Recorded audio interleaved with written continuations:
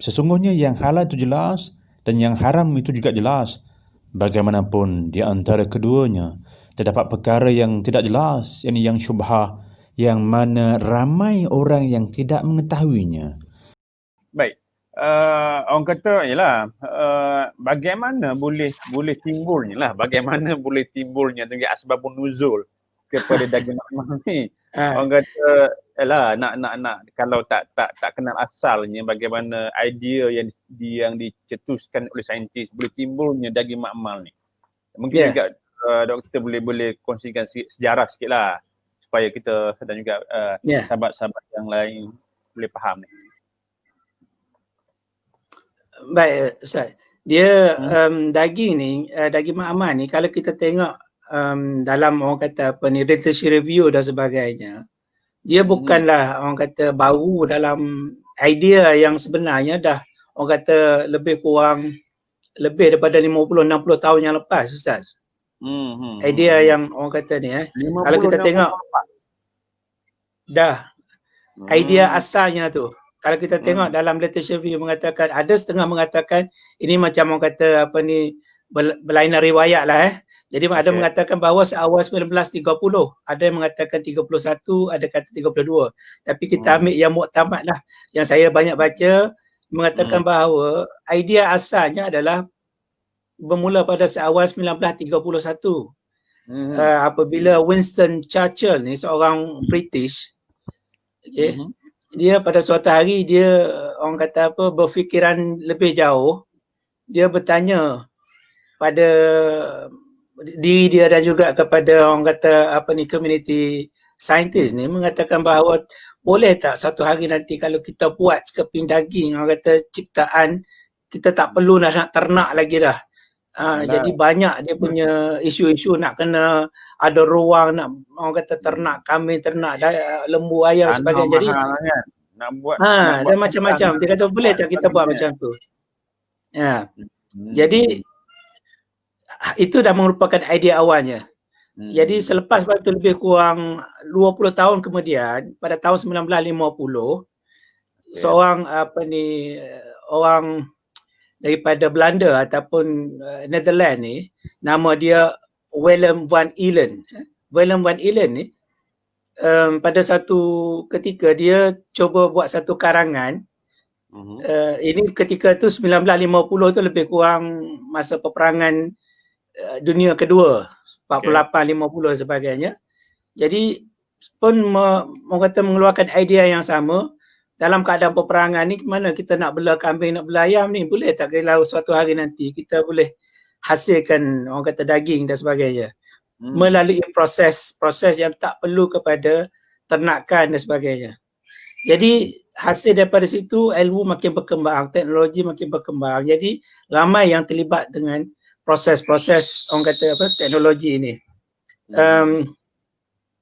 Kemudian pada 20 tahun kemudian pula pada 1971 barulah orang kata secara orang kata apa ni realistiknya ataupun secara nyatanya seorang orang kata apa ni saintis daripada Amerika, nama dia Russell Ross. Russell Ross ni merupakan saintis yang berjaya orang kata apa ni teknik tissue culture ni. Dan dia growkan ataupun dia biarkan sel daripada guinea pig ataupun kita panggil tikus makmal lah. Nama aja bunyi guinea pig tu macam khinzir tapi dia bukan khinzir. Dia tikus makmal tikus ujian. Jadi pada 1971 dah ada teknik orang kata pembiakan sel secara makmal. Sehinggalah 20 tahun kemudian pula pada 1991 seorang orang kata apa saintis juga daripada Amerika berjaya menghasilkan dia berjaya orang kata filekan patent, dia patentkan teknologi itu. Teknologi pembiakan orang kata teknologi tissue culture dan sebagainya. Nama dia John F. Vien ni. John F. Vien pada 1991 dia dah patent. Jadi lepas pada tu berkembanglah teknologi. Bermula daripada 2005-2009 tu seorang profesor daripada Belanda ataupun daripada apa ni Netherlands, nama dia Prof. Mark Post. Prof. Mark Post ni dia mula buat kajian tentang penghasilan daging secara makmal tadi ni, sehinggalah dia berjaya menghasilkan sekeping daging bersaiz burger. Oh, dia buat lah. Dia buat, dan dia melalui teknologi tertentu dia berjaya menghasilkan sekeping daging bersaiz burger. Dan pada Ogos 2013, bulan Ogos 2013 di British, dia secara rasminya menghidangkan sekeping daging burger tu.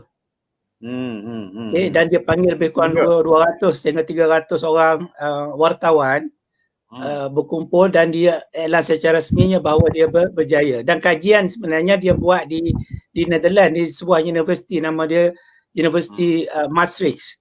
Maastricht ni berada di Netherlands. Jadi mula daripada 2009 sehingga 2013, 2013, jadi kajian-kajian dibuatkan, dan untuk dia nak hasilkan sekeping daging yang besar burger tadi itu, dia menelan belanja lebih kurang tidak kurang daripada 300,000 USD. Research dia. 300,000 USD. 300,000 nak hasilkan sekeping itu. Lebih kurang. Sehinggalah orang kata kalau kata kita kalau darab dengan 4 ni 1.2 juta lah. 1.2 juta. Ya. Nak hasilkan sekeping daging tadi itu, sehingga dia berjaya lah menghasilkan sekeping daging ini. Dan kalau kita tengok pada hari ini, saya ada terbaca dalam berita harian pada 16 Disember hari itu Ustaz, mengatakan bahawa pada 20, maknanya mungkin 2-3 hari yang lepas, 20 hari bulan 12 2020, sebuah syarikat yang bertapak di syarikat Amerika yang berada di Singapura telah mengeluarkan kenyataan bahawa dia akan hasilkan ataupun menjual daging ayam secara, orang kata, hasil dalam makmal ini akan dijual secara publik. Tetapi saya tak pasti dari segi kos dia tu berapa dan sebagainya. Mungkin pada peringkat awal ni Ustaz, harga dia mungkin agak mahal lagi lah. Kalau kita berbanding dengan harga daging yang ada di pasaran pada ketika ini, kalau kita beli daging yang ada di pasaran pun lebih kurang 32, 36, kalau mahal pun 40 sekilo. Tapi kalau hasil secara ni, itulah di antara perkembangannya. Jadi kalau kata daging ni hanya wujud 2-3 tahun lepas tu, mungkin dari segi orang kata kenyataan daging itu sendiri, tetapi idea asalnya telah wujud sekian lama Ustaz. Maknanya daging pasti, maknanya dia telah berjaya membuat daging makmal. Daging secara tahun 2013 ya? 2013 pada bulan Ogos dia secara rasminya dia umumkan kepada orang awam. Jadi bukan daging yang saya nak makan ya. yang ni memang daging yang daging burger betul lah, daripada beef burger ni yang McDonald's dia kan. Insya-Allah saya akan makan yalah, sebab doktor tak makan kan. Siang pula. Tak apa. Silakan Ustaz, silakan. Okey, alhamdulillah wal afiyah. Allahu akbar. Jadi kita lihat memang teknologi hari ini semakin canggih.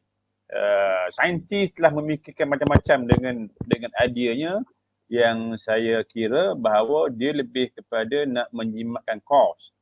Yalah, kalau kita nak buat kandang, nak beli ayam, selain daripada kos, pencemaran juga berlaku, maka saintis buat daging makmal ini. Bagi saintis, mungkin itu hanya bagi mereka yang telah buat kajian, itulah yang terbaiknya. Dalam masa yang sama juga, mungkin di sana ada juga keburukannya. Jadi antara kelebihan dan juga keburukannya, doktor, yang kita perlu fikumizan, kita nak imbangkan ni.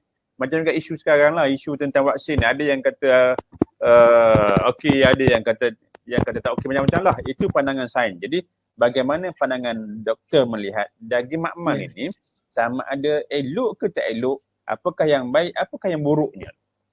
Okey. Dia macam ni Ustaz, dalam sesuatu perkara dia ada kebaikannya dan pada masa yang sama ada keburukannya. Itu sifat barulah. Kalau sifat jadidah ni maknanya dia macam tu lah. Dalam tubuh kita sendiri pun ada yang baik dan ada yang jahat. Ini merupakan satu, orang kata apa, keseimbangan atau kita kata tawazun.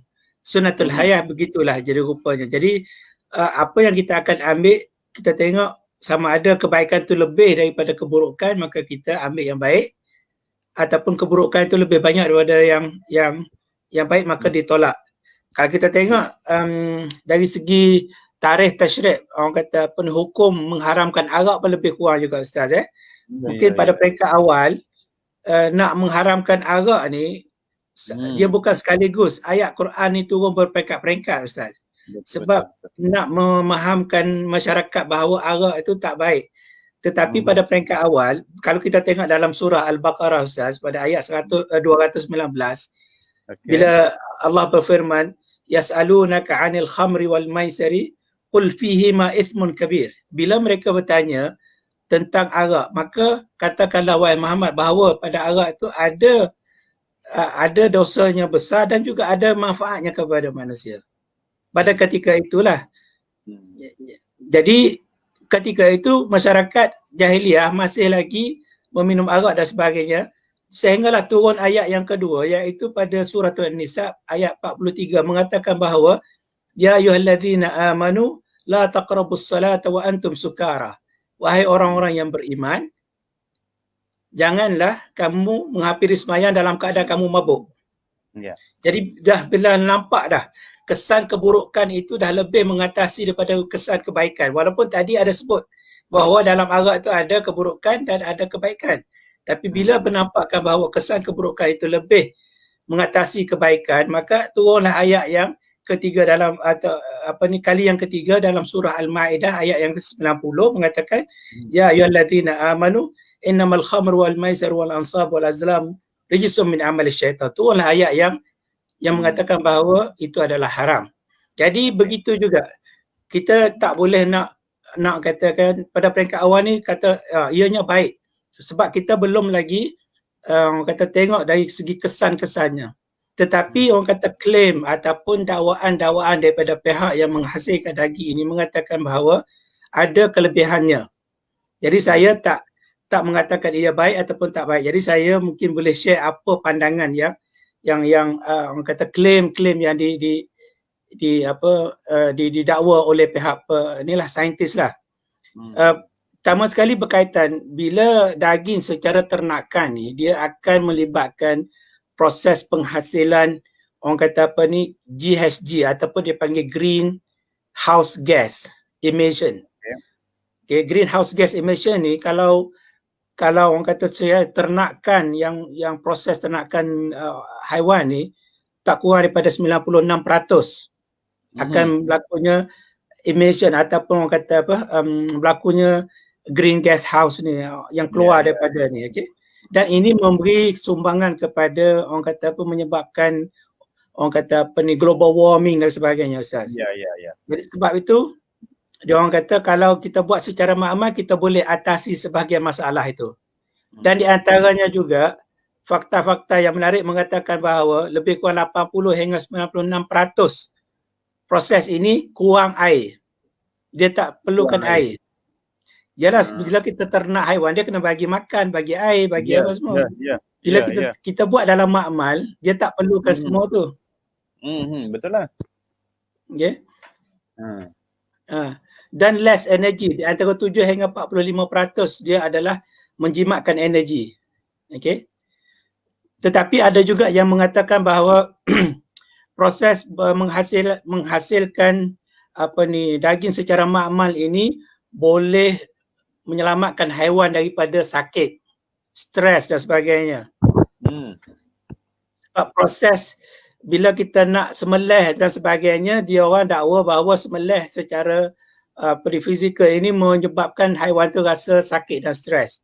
Tetapi yang poin ini saya kurang setuju Ustaz. Sebab kita dalam Islam kita ada caranya. Dalam Islam walaupun kita kata looking for the quality, saya nampak pernah tengok Ustaz sampai ke Jepun tengok daging Kobe beef, Wagyu beef dan sebagainya. Di mana mereka ini adalah mementingkan dari segi kualiti dan sebagainya. Tapi sebenarnya dalam Islam pun tidak kurang standardnya. Kalau kita tengok dalam hadis-hadis Nabi yang mengatakan bahawa kita ni perlu ada sifat al-ihsan. Ya, ya. Dalam satu hadis Nabi SAW bersabda, innallaha katabal ihsan ala kulli syai'.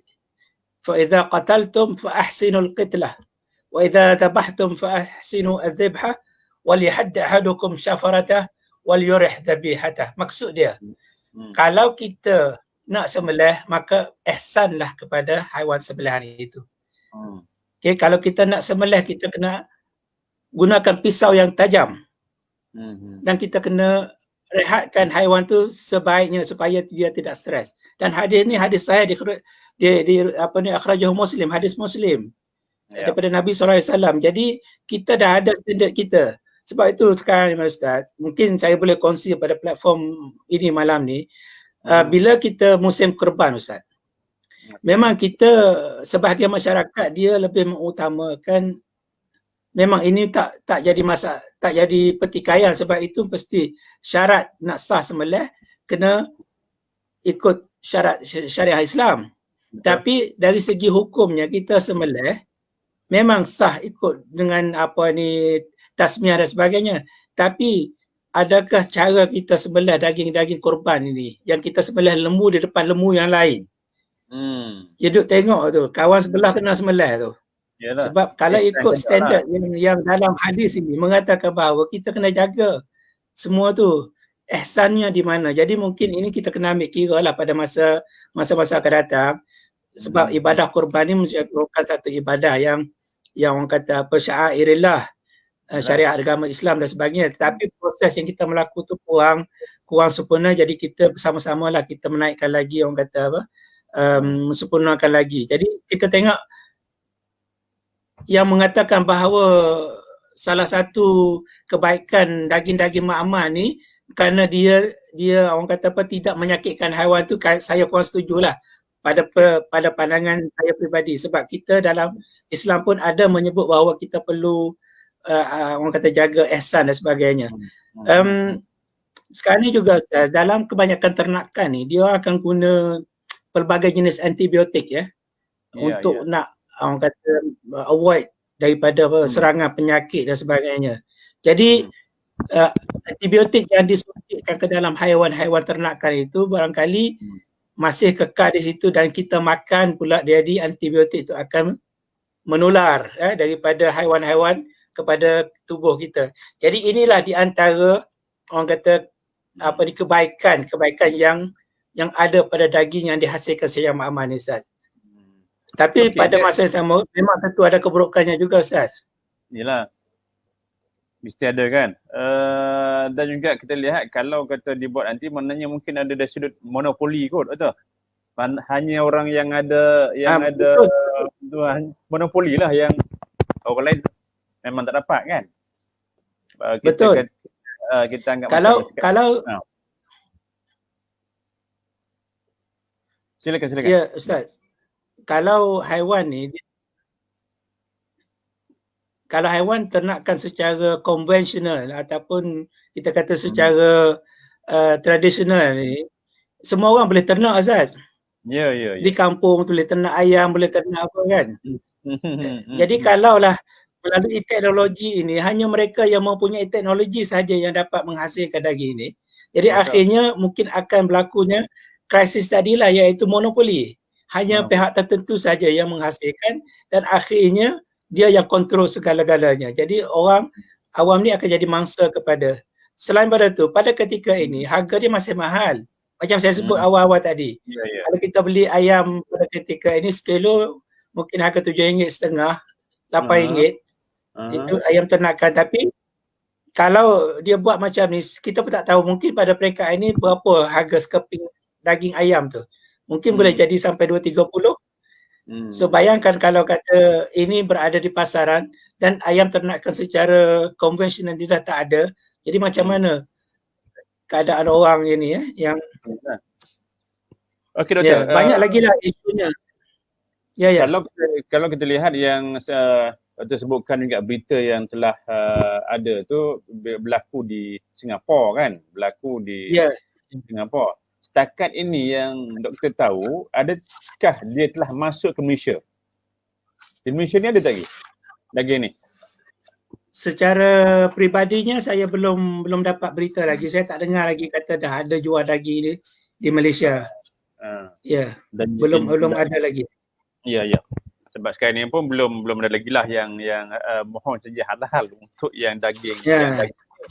Kalau setakat yang flavor, pandan flavor, yang kata yang lain-lain tu memang banyak lah. Cuma daging ni belum lagi. Cuma yang saya nak sebutkan, mungkinlah kita boleh kaitkan kan. Sebab dia ambil sel. Katakan nak buat daging burger, beef burger kan. Yang macam beef burger ataupun juga chicken burger kan. Yang macam McD buat Mac chicken burger. Jadi dia akan ambil daripada lembu, sel lembu juga sel ayam tu. Jadi setakat yang doktor tahu, dia ambil sel ni, haiwan ni, sembelih ke tak haiwan tu? Setakat yang doktor tahu lah. Ya. Itulah yang isunya. Isunya sekarang, adakah sel itu yang ketika dia ambil daripada haiwan yang masih hidup ataupun haiwan yang telah disembelih. Sebab kalau dalam kaedah-kaedah yang saya baca, Ustaz, maaflah kalau saya tersilap, saya ni bukan orang agama yang arif berkaitan hukum fatwa dan sebagainya. Jadi pada pandangan mengatakan bahawa kalau kita ambil daripada haiwan yang hidup, maka apa yang diambil daripada yang hidup tu dianggap sebagai maitah. Yep. Di sebaliknya kalau kita ambil daripada haiwan yang disembelih secara syariahnya dan sebagainya, maka apa yang telah disembelih itu walaupun dah mati, lepas sembelih maka boleh dimakan.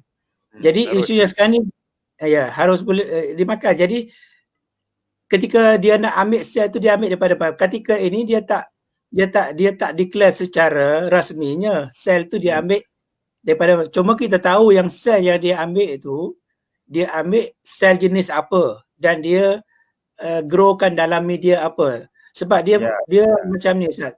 Dalam penghasilan ni dia ada 3 stages. Satunya sumber dia, daripada mana dia ambil. Yang kedua, medium yang dia growkan sel. Kalau dia guna siram tu adalah daripada darah. Dan mengatakan bahawa siram itu daripada proses istihalah dan sebagainya, dia bukan istihalah, Ustaz. Jadi siram ni apa yang dia buat adalah proses pengumpalan atau kita panggil centrifugation. Jadi dia akan asingkan sel darah tadi itu daripada hemoglobin juga dengan siram. Jadi apa yang dia ambil tu siram. Maksud dia siram ni adalah masih lagi merupakan sebahagian daripada darah. Dia bukan proses perubahan daripada A ke B. Jadi sebab itu bila dia guna siram sebagai media untuk dia growkan sel, sama ada dia ambil embryonic cell, contoh dia ambil myosatellite. Ada sejenis sel dalam stem cell ni, dia sel yang berkaitan dengan muscle cell yang dia nak tumbuhkan.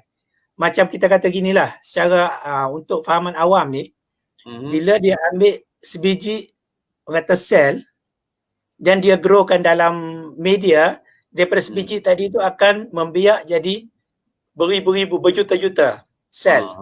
Beranak lah. Sebab tu uniknya, Ustaz, dalam hal ni orang kata apa?